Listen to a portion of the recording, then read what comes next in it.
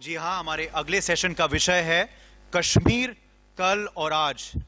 इस महत्वपूर्ण सेशन में हमारे संग एक ऐसे मेहमान जुड़े हैं जो इसी क्षेत्र से आते हैं। वो एक मोदी सरकार के बड़े चेहरे हैं, के बहुत ही प्रोमिनेंट चेहरे हैं। उन्होंने बहुत सारा काम किया है। प्रधानमंत्री मोदी के संग बेहद करीबी से वो काम कर चुके हैं और काम कर भी रहे हैं इस वक्त। जी हाँ, मैं बात कर रहा हूं डॉक्टर जितेंद्र सिंह जी का। Dr. Jitendra Singh is with us. Can we please have a loud round of applause for him? Union Minister of State, Independent Charge, Science and Technology. He holds independent charge of this portfolio. And along with this, he's also in charge of the portfolios of Earth Sciences, PMO, PP, DOPT, Atomic Energy and Space. ये session को आगे बढ़ाएंगे हमारे वरिष्ठ सहयोगी, Managing Editor of India News Channel, Rana Yashwant ji. Dr. Jitendra Singh ji, I request you to please come on stage. आप कृपया मंच पे आएं और इस सेशन का संचालन करेंगे राणा जी। राणा जी, द मंच is yours, the floor is yours. हम आपको हैंड ओवर करते हैं।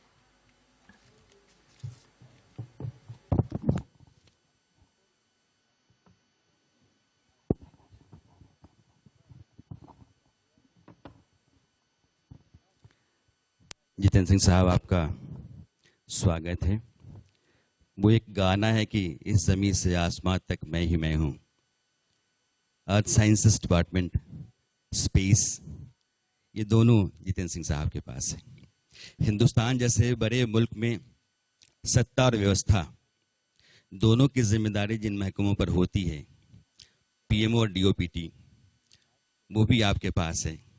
इसके अलावा कई दूसरे मंत्रालयों की भी जिम्मेदारियां हैं। इतना सब कुछ आपके जिम्मे है, इसके बाद भी आप समय निकाल करके आए। आपका स्वागत, धन्यवाद। आज कुलगाम में 2 आतंकवादियों को ढेर किया हमारी फोर्सेस ने। 2 रोज पहले पुलिस फोर्स पर हमला हुआ। ये ठीक है कि पिछले 2.5 वर्षों में 370 की वापसी के बाद वहां आतंकवादी हमलों में कमी आई है। हालात पहले जैसे नहीं रहे हैं, लेकिन आतंकवाद एक बड़ा खतरा आज की तारीख में भी है। Mic sir.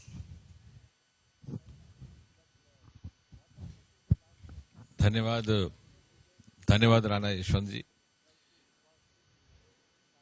इंडिया न्यूज के मंच से आपने ये आयोजन किया। सबसे पहले तो मुझे इसकी प्रशंसा भी करनी है और सराहना भी कि आपने बहुत सारे ऐसे विषयों को उजागर करने का एक अवसर दिया मीडिया के माध्यम से। आपने कहा कि मैंने अपना समय निकाल करके यहाँ पहुंचा, लेकिन मुझे लगता है कि हम सबका साझा काम है एक दूसरे के साथ सहयोग करना। और आप जैसे अपने आरंभिक रिमार्क्स में कह रहे थे कि अर्थ साइंस भी है, स्पेस भी है, तो इससे पहले कि आपके मूल प्रश्न पे आऊं, मुझे लगता है ये बात साझा करने में आपको दिलचस्पी भी होगी और हमारे सब दर्शकों को भी, कि आज से 1-1.5 वर्ष के बाद पहला मानव भारतीय अंतरिक्ष में जाने वाला है, गगनयान। लेकिन एक बार फिर से ताली उस समय बजेगी जब मैं उसके साथ एक दूसरी बात ये भी जोड़ दूं कि लगभग उसी समय हमारा एक भारतवासी 5000 मीटर नीचे समंदर की तह तक जाएगा। So incidentally this is going to happen almost simultaneously, क्योंकि कोविड के कारण गगनयान में थोड़ा विलंब हुआ और साथ ही साथ अर्थ साइंसेस के विभाग और मंत्रालय की ओर से तैयारी थी कि नीचे जो हमने, क्योंकि बेइंतहा संपत्ति छिपी हुई है समुद्र की तह पर, जो आने वाले समय में भारत की आर्थिक व्यवस्था का एक बहुत बड़ा एक अंग बनने वाली है, the basic strength of the future economy of India. और यही एक देश है भारत जिसके नाम पर एक समुद्र का नाम रखा गया, इंडियन ओशन। तो कभी आपने सोचा कि Australia is a continent, is a country, is an island, but not the ocean is not named after it. तो शायद जिन्होंने रखा उनको अंदाजा था कि कितना बहुमूल्य खजाना इसके अंदर छिपा हुआ, वो हम खोजने के लिए हमने प्रयास शुरू किया है समुद्रयान का। और उसी सिलसिले में एक मानव भी जाएगा और लगभग the timing will be approximating each other. तो ये बात यकायक मुझे कहने का मौका मिला आपके ओपनिंग रिमार्क्स सुन करके। अब जहां तक आपने बात कही है कश्मीर की, इसमें कोई संदेह नहीं, और ये दुनिया बात मानती है कि पिछले 1.5-2 वर्षों में, लगभग 2.5 वर्षों में परिस्थिति बदली है। बहुत सारे ऐसे, और केवल सुरक्षा के स्तर पर नहीं, वो तो आपने कहा, उस पर भी बात करेंगे, लेकिन मैं ये कह सकता हूं कि मल्टीपल लेवल्स, प्रशासनिक स्तर पर, सामाजिक स्तर पर, मानवीय स्तर पर, उदाहरण के तौर पर अनेकों ऐसे कानून, ऐसे प्रावधान जो सारे देश में लागू नहीं, वहां नहीं थे, और कोई कारण नहीं था। उदाहरण के तौर पर एक छोटा सा उदाहरण मैं आपको देता हूं, चाइल्ड मैरिज एक्ट, बाल विवाह। मुझे नहीं लगता विश्व का कोई ऐसा देश है जिसको आपत्ति होगी बाल विवाह के रोकथाम पर नामालूम क्या कारण थे, क्या स्वार्थ था, क्या प्राथमिकता थी जिसके कारण ये कानून जम्मू कश्मीर में लागू नहीं था। डाउरी एक्ट, अब ये तो वो प्रावधान है जिसको लेकर के विश्व की ह्यूमन राइट्स लॉबीज दिन रात हल्ला करती हैं। ये किसी मुल्क या किसी देश की सीमाओं से लांग करके मानव जाति के साथ जुड़े हुए हैं। तो एक तो सामाजिक स्तर पर बेटियों के अधिकार, बार बार उसकी बात की जाती है, उसका मैं उल्लेख करना, दोहराना। डॉक्टर साहब, ये सही है आप जो कह रहे हैं। मैंने ये माना कि जैसे ही वहाँ से 370 की वापसी होती है, हिंदुस्तान के तमाम दायरे में एक नागरिक की हैसियत से जिस आदमी को जितना अधिकार होना चाहिए, जम्मू कश्मीर के नागरिक के पास भी उतना ही आया, वो भी हिंदुस्तान का नागरिक बना। सवाल ये है कि जम्मू कश्मीर के दायरे में रहने के बाद भी हिंदुस्तान के बाकी नागरिकों की तरह वो अपने आप को महफूज नहीं पाता है। वहाँ खतरा उसकी जान पर लगातार है, आतंकवाद वहाँ बना हुआ है। इसको सरकार बार बार कहती है खत्म करेंगे, लेकिन वो खतरा कभी जाता नहीं। अगर आप स्पेसिफिकली इसी विषय को लें, तो यदि आप आंकड़ों का सहारा लें, because today we live in an evidence based argument, तो पहले की तुलना में कई गुना कम हिंसा की वारदातें हो रही हैं, कैजुअल्टीज बहुत कम हुई हैं पहले की तुलना में। बल्कि इसके विपरीत मैं तो ये कहूंगा, और बिना संकोच के, कि आज के दिन द टेररिस्ट और the militant is on the run, और भागते भागते छटपटाहट में वो सॉफ्ट टारगेट्स को टारगेट करता है ताकि उसको कहीं ना कहीं न्यूज स्लॉट मिल जाए, बाई एंड लार्ज। और दूसरा जो हृदय परिवर्तन भी हुआ है, श्रीनगर की आम गलियों कूचों में, बाजारों में चलने वाला आम व्यक्ति, विशेषकर युवा, वो देख रहा है कि प्रधानमंत्री नरेंद्र मोदी के नेतृत्व में जितने अपार असंख्य अवसर देश भर में इस समय उपलब्ध हुए, the enormous opportunities and avenues, he doesn't want to miss the bus. क्योंकि कश्मीर का युवा बहुत एस्पिरेशनल है, बहुत ज़हीन भी है। आप देखिए ऑल इंडिया सर्विसेज में, देखिए कॉम्पिटिटिव एग्जाम्स में, देखिए, and he doesn't want to miss out on the opportunity, because उसने देखा कि पिछले 25-30 वर्ष, 2 पीढ़ियां इसकी बहुत जरूरी मोड़ पे आप आए हैं। ये जो छुटपुट घटनाएं हो रही हैं, वो इसलिए कि अभी तक भी जो कुछ एक इन्फिल्ट्रेशन बाकी है, वो कोशिश करते हैं किसी ना किसी तरह से माहौल खराब हो, because there is a vested interest in the continuation of militancy, in the continuation of terrorism. और इस वेस्टेड इंटरेस्ट में, माफ कीजिएगा, ना केवल बाहर की ताकतें तो ही हैं, कुछ भीतरी ऐसे तत्व भी हैं, चाहे वो व्यापार से जुड़े हैं, चाहे वो राजनीति से जुड़े हैं। तो कई ऐसे भी राजनीतिक और राजनीतिक दल हैं जो 25-25, 30-30 साल इसीलिए वहां पर अपनी सत्ता जमाए रखे, क्योंकि कोई ऑल्टरनेटिव था। They were operating in vacuum. Member parliament बन जाते थे 10% वोटर टर्नआउट से। तो मैंने उस दिन संसद में कहा था, बहुत हल्ला हुआ उस बात को लेकर के, कि क्या एक दिन आएगा कि न्यूनतम तय कर दिया जाएगा, 15-20 लाख की कॉन्स्टिट्यूएंसी होती है, there should be some threshold limit जब वोटर टर्न। लेकिन ये सब, they were the beneficiaries of militancy, of terrorism, of that mayhem, of that vacuum. तो इसलिए इसको जब वो देखते हैं कि हालात बदल रहे हैं, तो उन्हें अपना वेस्टेड इंटरेस्ट जाता हुआ नजर आता है। इसलिए मुझे लगता है इसमें कुछ समय लगेगा, लेकिन कुल मिलाकर के जो सामाजिक स्तर पर परिवर्तन हुआ है मिलिटेंसी को लेकर के, मिलिटेंसी की सोच को लेकर के, आज वहां पर तिरंगा भी लहराया जाता है, आज वहां पर भव्य कार्यक्रम होते हैं जब गणतंत्र दिवस होता है। एक जमाना था जब एक बहुत बड़ा इशू बन जाता था वहां पर तिरंगा अगर लहराया जाए। डॉक्टर साहब, मोटे तौर पर आप ये कह रहे हैं, मुझे लगता है कि हिंदुस्तान के लोगों को भी समझना चाहिए कि कश्मीर में जो आतंकवाद रहा है वो अपने आखिरी पड़ाव की तरफ है, वो खत्म होने की तरफ है। मैं तो ये कहूंगा कि आखिरी चरण है, आखिरी अध्याय है। This is the last chapter. Target killing को आप यही मानते हैं? टारगेट किलिंग जो है ना बहुत ही आसान होता है, और यहाँ in fact, to put it in other words, this is soft killing, soft target killing. अब मैं चल रहा हूं, कोई और चल रहा है, तो उसको गोली मार दो, खबर तो बनी जाएगी। So to make that also is a reflection of the desperation to make their presence felt. जी, क्योंकि उनको लगता है कि हमारा वजूद वहां से हटता जा रहा है, हमारा अस्तित्व लुप्त होता जा रहा है, तो उसको किस तरह से बरकरार रखें. So they are trying to hang on to something which is going out of their hands. लेकिन डॉक्टर साहब, कश्मीर में ये जो हमले आतंकवादियों के होते हैं, फारूक साहब कहते हैं कि अगर इस तरह के हमलों को रोकना है, कश्मीर में हालात ठीक करने हैं, तो हिंदुस्तान को पाकिस्तान से बात करनी चाहिए. नहीं, देखिए, किसी भी जिम्मेवार व्यक्ति के लिए ये समझना लाजिम है कि बात किससे करनी है, किस देश से करनी है. इसके लिए हमारे पास एक विदेश मंत्रालय मौजूद है. ना मैं अधिकृत हूं, ना कोई और अधिकृत है. यदि वो ये कह रहा है तो whoever says this is jumping the gun, which we under Prime Minister Modi have learned not to do. अब करनी है कि नहीं करनी है, ये एक विदेश नीति का पहलू है. और दूसरी बात ये कि जैसे ये कहा गया अब से पहले भी कि as long as Pakistan is known to be supporting terrorism, sponsoring terrorism, promoting terrorism, it will not be easy for India to engage in a dialogue. जी. अब ये उनका एक स्टैंड है भारत का, which is an official position, which has been diligently arrived at by the Ministry of External Affairs. मुझे नहीं लगता इसमें किसी को दूसरी राय होनी चाहिए, विशेषकर यदि हमें अपने देश, अपने राष्ट्रवाद की प्राथमिकता पर विश्वास है.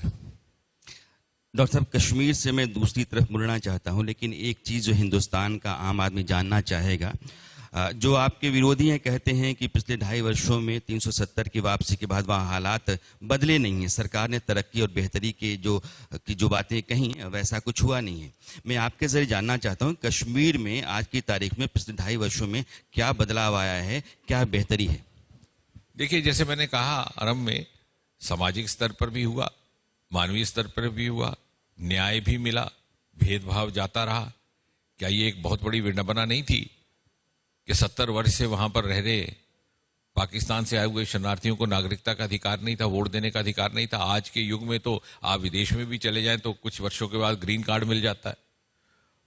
और ये वो वर्ग था जिसमें से निकल करके 2 व्यक्ति भारत के प्रधानमंत्री बने, श्री इंद्र कुमार गुजराल, डॉक्टर मनमोहन सिंह जी. मैं कई बार कहता हूं कि परमात्मा ने इन्हें बचा लिया. ये भी सारे पश्चिम पाकिस्तान से आए थे. सियालकोट डॉक्टर मनमोहन सिंह जिला जेलम से आए थे. इंद्र कुमार गुजराल गवर्नमेंट कॉलेज लाहौर के ग्रेजुएट थे. खुदा ना खास्ता ये जाकर के जम्मू सेटल हो जाते तो कितनी बड़ी अपॉर्चुनिटी से ये वंचित रह जाते. तो कितना बड़ा मानवीय अन्याय था. हैविंग सेड दैट, अगर आप डेवलपमेंट की बात करते हैं कि जिस तरह की इंफ्रास्ट्रक्चर डेवलपमेंट है, मैं तो ये कहूंगा कि ना केवल बहुत से प्रोजेक्ट्स को गति मिली है, बल्कि अनेकों ऐसे प्रोजेक्ट्स थे जो राजनीतिक कारणों से रोक दिए गए थे. उदाहरण के तौर पर एक छोटा सा मैं आपको उदाहरण देता हूं. बड़ा ही महत्वपूर्ण प्रोजेक्ट है रावी नदी पर, जिसको कहते हैं शाहपुर कंडी प्रोजेक्ट. जम्मू कश्मीर और पंजाब की सीमा पर यह लगता है. इत्तेफाक से उसका एक हिस्सा मेरे कॉन्स्टिट्यूएंसी का भाग है, दूसरा हिस्सा गुरदासपुर कॉन्स्टिट्यूएंसी का भाग है, जिसकी प्रतिनिधित्व वर्तमान में सनी देओल कर रहे हैं. 45 वर्ष से उस प्रोजेक्ट को रोक के रखा गया था, क्योंकि अगर वो प्रोजेक्ट चालू हो जाता है, जो शायद अभी 1.5-2 साल में हो जाए, तो सारे का सारा क्षेत्र सिंचाई से मालामाल हो जाएगा, इरिगेशन एंड पावर बोथ. और उसके लाभार्थी रहेंगे जो सीमावर्ती जिले हैं, border districts of both Punjab and Jammu Kashmir. लेकिन शायद कोई वोट बैंक की राजनीति थी, या कश्मीर केंद्रित राजनीति थी, घाटी केंद्रित राजनीति थी. वो विडंबना भी जाती रही. और ये हुआ संभव प्रधानमंत्री के व्यक्तिगत हस्तक्षेप से, क्योंकि प्रधानमंत्री ने हमें यह सिखाया, क्योंकि मैं पूर्वोत्तर में भी रहा, कि जहां जिस चीज की कमी रह गई है या कोताही रह गई है, उसकी हमने भरपाई करनी है. वोट बाद में देखा जाएगा, वो जनता फैसला करेगी. अब ये वो सरकार नहीं है कि कोई रेल मंत्री बन जाता है तो सबसे पहले अपने गांव में रेलवे स्टेशन बनाता है, चाहे कोई मुसाफिर है कि नहीं है. हम पूर्वोत्तर में थे, तो पूर्वोत्तर में आपको छोटा सा उदाहरण देता हूं. देश का सबसे पहला सिट्रस फ्रूट पार्क बनाया गया, स्पेशलाइज्ड फ्रूट पार्क, इजराइल के सहयोग से. इजराइल के एम्बेसडर से हमने पूछा, वो कहने लगे कि सबसे अनुकूल स्थान रहेगा मिजोरम. अब आप बताइए, मिजोरम में कभी हमारी सरकार नहीं बनती, एक सांसद आते हैं चुन करके, वो भी हमारी पार्टी के नहीं है. तो हमने एक नया पॉलिटिकल कल्चर देने का प्रयास किया. और ये पॉलिटिकल कल्चर जो मोदी जी ने पिछले 7-8 वर्षों में सारे देश में एक नई संस्कृति को स्थापित करने का प्रयास किया, कहीं ना कहीं जम्मू कश्मीर इन संवैधानिक बाधाओं के कारण उससे छूट रहा था. और मुझे लग रहा है पिछले 1.5-2 वर्षों में, और इससे हमारा माइंडसेट बदलेगा. वो एस्पिरेशनल माइंडसेट जो इस समय देश भर में है, वो शायद जम्मू कश्मीर में इस कारण नहीं हो रहा था क्योंकि एक तरह का कंडीशनिंग कर दी गई थी। तो इस डेवलपमेंट के साथ सड़कों का जाल बिछ चुका है। अभी हाल ही के दिनों में 25 प्रोजेक्ट इकट्ठे घोषित किए गए, पावर प्रोजेक्ट्स, हवाई अड्डे, जहां जहां कहीं आपने सोचा नहीं था किश्तवाड़ जैसे स्थान पर हवाई अड्डा बन रहा है। तो कहने का, और ये सब कुछ पिछले मोदी सरकार के चलते हुआ। हाँ, जितना मोदी सरकार के द्वारा या प्रधानमंत्री जी के द्वारा प्रयास था, उसको शायद उतनी गति नहीं मिल रही थी जो मिली अभी पिछले 2.5-3 वर्षों में। इसके अतिरिक्त लोकतांत्रिक स्तर पर क्या कारण था कि देश भर में जिला परिषद थे, जम्मू कश्मीर में नहीं थे। ये मोदी जी ने ही करवाए। पंचायतों के चुनाव नहीं हो रहे थे, वहां की जो सत्ताधारी पार्टियां थी वो इसका खिलाफ थी, लेकिन प्रधानमंत्री के आग्रह पर वहां पंचायती चुनाव हुए, उन्होंने उसको बाइकआउट कर दिया। अनुमान आप दे सकते हैं, डीडीसी के इलेक्शंस हुए और जाहिर है उनका देश भर में जिक्र हुआ क्योंकि वो शांतिपूर्ण चुनाव हुए थे। कश्मीर में उस तरह के चुनाव कभी हुए नहीं थे। अब चूंकि विधानसभा चुनाव की बात होती है, कोई तारीख आप बता सकते हैं कि जम्मू कश्मीर में विधानसभा कब तक अस्तित्व में आ सकती है? ऐसा है राणा साहब, ये एक ऐसा प्रश्न है जो मीडिया को पूछने में बहुत मजा आता है। और यकीन जानिए, मैं सुबह सोच रहा था, 1 घंटा मैं यही मंथन में लगा रहता हूं कि किसी भी नेता को पूछ लीजिए, उसको जवाब देने में बहुत मजा आता है, क्योंकि उसको लगता है कि खबर छप जाएगी और रोज आप देखते हैं। लेकिन वास्तविकता ये है कि भारत में एक व्यवस्था है और उस व्यवस्था के अंतर्गत एक चुनावी आयोग है। ये मात्र और मात्र उसका अधिकार क्षेत्र है। ना मैं अधिकृत हूं, ना वो दूसरे नेता लोग अधिकृत है जो कह देते हैं कि साहब मार्च में होगा, जुलाई में होगा, जनवरी। जब चुनावी आयोग कहेगा, हाँ, मैं बात कर सकता हूं अपने संगठन की ओर से। भारतीय जनता पार्टी हर समय हर चुनाव के लिए तैयार है, 24/7। हम वो नहीं है कि जो चुनाव के समय मंदिरों के चक्कर लगाते हैं। हम 24 घंटे 7 दिन 365 दिन तैयार हैं, चाहे वो पंचायत का चुनाव, चाहे विधानसभा का हो। हमारे यहाँ तो ये एक प्रथा है कि आज एक चुनाव समाप्त होता है और दूसरा चुनाव चाहे 2 वर्ष के बाद हो, उसकी बैठक उसी दिन हो जाती है। अभी आपका इशारा जिस पार्टी की तरफ था, अगर उसका कोई नुमाइंदा हमारे पास आएगा तो हम आपका सवाल पूछेंगे जरूर। लेकिन एक बड़ा संकट इस देश में ये दिख रहा है कि संघीय व्यवस्था में एक संकट है। केंद्र सरकार राज्यों के बीच में केंद्रीय एजेंसियों को लेकर के टकराहटें बढ़ती जा रही हैं। कई राज्यों में, बल्कि गैर बीजेपी राज्यों ने जो सहमति दे रखी थी सीबीआई को अपने यहाँ आने, अपनी शक्ति का इस्तेमाल करने, उसको उसने वापस ले लिया है। इस संकट को आप कैसे देखते हैं? मुझे बहुत अच्छा किया आपने ये प्रश्न किया, क्योंकि बड़ा महत्वपूर्ण विषय है जिसे मुझे लगता है कि उतनी चिंता नहीं हो रही जितनी होनी चाहिए। And this issue is too large to be left to only to the political thinkers. ये समाज से जुड़ा विषय है, राष्ट्र से जुड़ा विषय है। जैसे आपने सीबीआई की बात की, 8 प्रदेश ऐसे हैं लगभग जिन्होंने सीबीआई के जनरल कंसेंट को विड्रॉ किया। जनरल कंसेंट का अर्थ यह है कि अगर सीबीआई किसी प्रदेश में कोई छानबीन करना चाहे तो उसे एक स्टैंडिंग परमिशन रहती है। इन्होंने विड्रॉ किया। चलिए मान लिया, और इन्होंने तर्क दिया कि हमें सीबीआई पर विश्वास नहीं है, हमें केंद्र सरकार पर विश्वास नहीं है, केंद्र सरकार हमारे खिलाफ सीबीआई को इस्तेमाल करती है, इत्यादि इत्यादि। लेकिन मेरा इनसे ये प्रश्न है कि आपने जनरल कंसेंट तो विड्रॉ कर लिया, लेकिन जब आपको सहूलत हो, जब आपको अनुकूलता हो, तो आप सीबीआई को केस रेफर कर देते हैं। तो पहले तो ये इंडिया न्यूज के आगे ये स्पष्ट करें कि वेदर दे ट्रस्ट सीबीआई और डोंट ट्रस्ट, और दे सिलेक्टिवली ट्रस्ट, और they trust and also mistrust. Doctor साहब, इंडिया न्यूज जब उनको सूट कर, when they have to fix an adversary, they immediately refer the case to CBI. या कभी उनके गले की हड्डी बन जाता है जी, कोई ऐसा विषय आ जाता है कि वो अपने सर से उतारना चाहते हैं, तो भेज दो केंद्र के सीबीआई को। लेकिन अगर सीबीआई अपने तौर पर कोई जांच करना चाहे तो then the consent is withdrawn. तो ये जो दोहरी डुप्लिसिटी है, I think that is more harmful than anything else, because this duplicity and hypocrisy, Modi ji ने भरपूर प्रयास किया है देश को, देश की राजनीति को इससे निकाल करके नई संस्कृति स्थापित करने का, और मुझे लग रहा है कि लोग आम इस बात को समझते भी हैं। डॉक्टर साहब ने कहा कि इंडिया न्यूज बताया कि सीबीआई पसंद है कि नहीं। में ये ममता बनर्जी शरद पवार को बताना चाहिए कि सीबीआई पसंद है कि नहीं है। लेकिन सवाल मेरा आपसे है कि ममता बनर्जी और शरद पवार जैसे लोग जो शत्रप हैं, वो सवाल करते हैं केंद्र पर कि केंद्र ने अपनी एजेंसियों के जरिए हमारे भीतर मेरे लोगों को बदनाम करने और पार्टी को बदनाम करने की, सरकार को बदनाम करने की कोशिशें की हैं। इसलिए इंटेंट पर सवाल खड़ा करते हैं। ऐसा है, actually this perception on their part is also born out of their own conditioning, क्योंकि 10 साल के यूपी राज में वो यही सब करते रहे। आपने देखा गुजरात में क्या किया था इन्होंने जब मोदी जी मुख्यमंत्री थे, लेकिन दाद देनी चाहिए मुख्यमंत्री के तौर पर मोदी जी ने एक दिन भी सीबीआई का कंसेंट विड्रॉ नहीं किया, बल्कि सहयोग किया। 8-8, 10-10 घंटे इंटेरोगेशन चलता था। अब चूंकि ये करते रहे पिछले 60-70 साल, तो इन्हें लगा कि अब ये लोग आए तो ये भी वही करेंगे जो हम करते रहे। लेकिन इन्हें ये नहीं समझ आ रहा कि this is a party with a difference.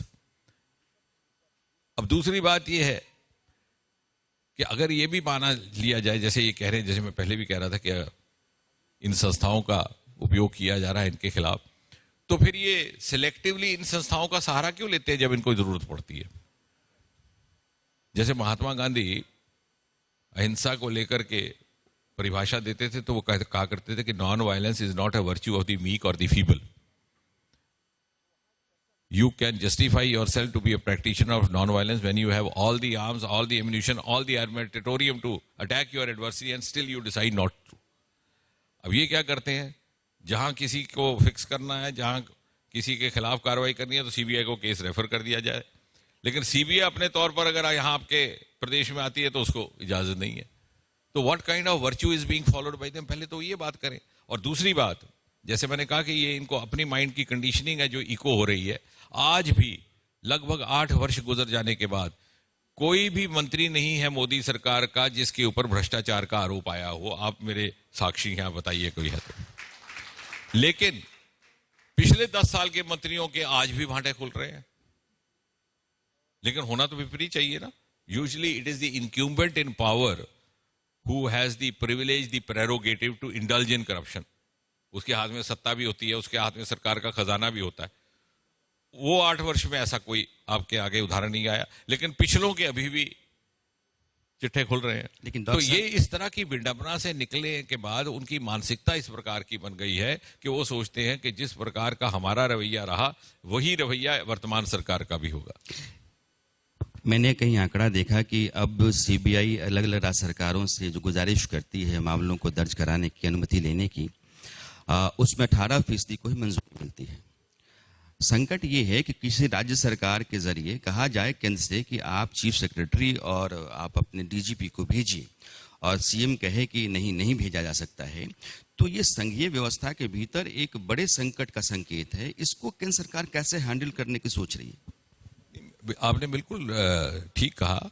और मैं तो ये, जैसे मैंने कहा कि this issue is larger, too large to be discussed in a limited circle. ये जिस संविधान और जिस मूल भाव से, जिस स्पिरिट से इस संघीय ढांचे की व्यवस्था को स्थापित किया गया, उसकी उल्लंघना है जी। अब देखिए, संविधान के निर्माता कितने बुद्धिमान थे, डॉक्टर अंबेडकर और उनके साथी। जो आज हो रहा है या जो कुछ प्रदेश सरकारें कर रही हैं, इसको कैसे निपटा जाए, इसके खिलाफ भी कोई प्रावधान हो सकता था, लेकिन नहीं है। क्यों नहीं है? क्योंकि आज से 75-74 वर्ष पूर्व संविधान के निर्माताओं ने भी नहीं सोचा था कि राजनीति करने का स्तर इस हद तक गिर जाएगा कि हम अपने ढांचे की ही उल्लंघना करने लगेंगे। That in our over enthusiasm to oppose the adversary, we'll be ready to destroy the system. जी डॉक्टर साहब, आप आए और देश के कुछ ज़रूरी और बुनियादी सवालों पर बहुत खुल करके आपने बात रखी, लेकिन चूंकि अपनी बात की शुरुआत आपने गगनयान से की, इस देश की बहुत बड़ी महत्वाकांक्षी परियोजना है और उसकी कामयाबी हो, उसकी शुभकामनाएं इंडिया न्यूज़ की तरफ से हैं।